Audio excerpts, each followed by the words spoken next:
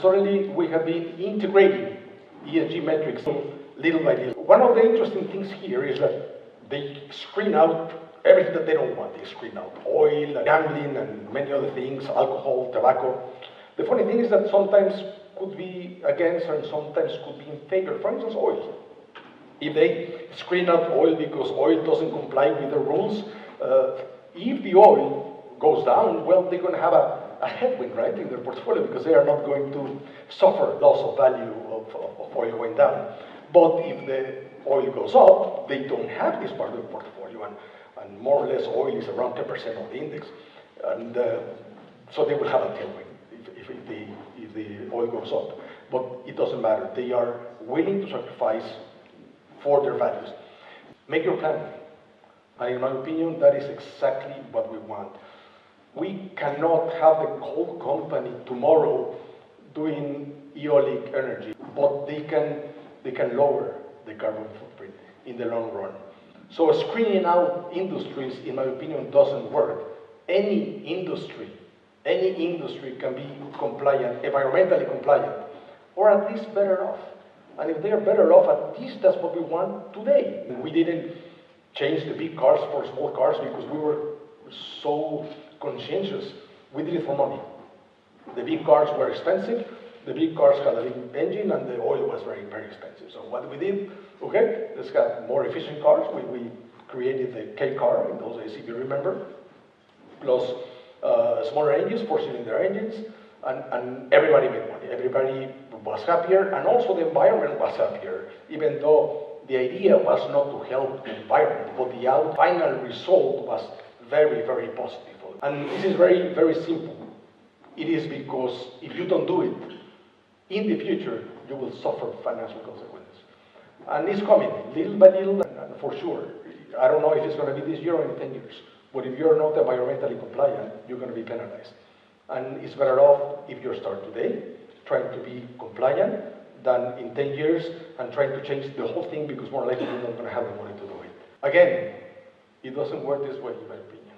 You don't do all or nothing from one day to the next. It's a long-term plan. The idea is, okay, if you have this footprint, try to lower it and have a plan to lower it in the next 10, 20 years. And that is absolutely perfect. That is the best outcome we can have. Because those companies are going to be the winners in the future.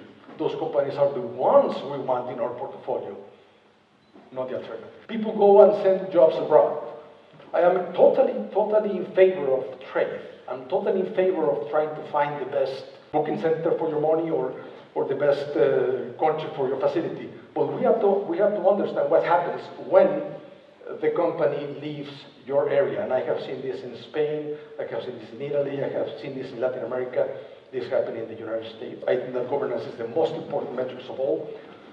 If the company is well managed, the board of directors have their own responsibility. Each one is totally responsible of the part that they are overseeing, and they have a clear path for the company. More likely the other metrics are going to be fine. If governance is not working, more likely some of the other metrics are not going to work either. So that's why I think that governance is by far the most important part. These are compelling metrics that you can use to see if it's good governance. And by the way, metrics, we're talking about thousands of metrics. Cost. Of course, there's a cost in order to be ESG compliant. To be governance compliant, maybe it's free.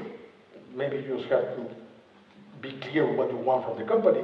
But in order to, if you're an oil company and you want to put new filters and different kind of energy that is cleaner, well, it's going to cost money, but it's going to be the J curve, like any other investment. At the beginning, well, you can start implementing ESGs and you have to pay. I mean, you have to put the new filter, you have to put the new facility, you have to put the new tank, whatever you need to put. But in the long run, you will outperform the others because you're not going to have litigations, or you're going to have less litigations because you're going to have efficiencies, and because people are going to like you. I mean, and when people like you, people buy your product. Well, thank you very much. I tried to be fast because I know that is the last presentation, but please, questions, I would love to. Let's have a big round of applause for Juan Carlos.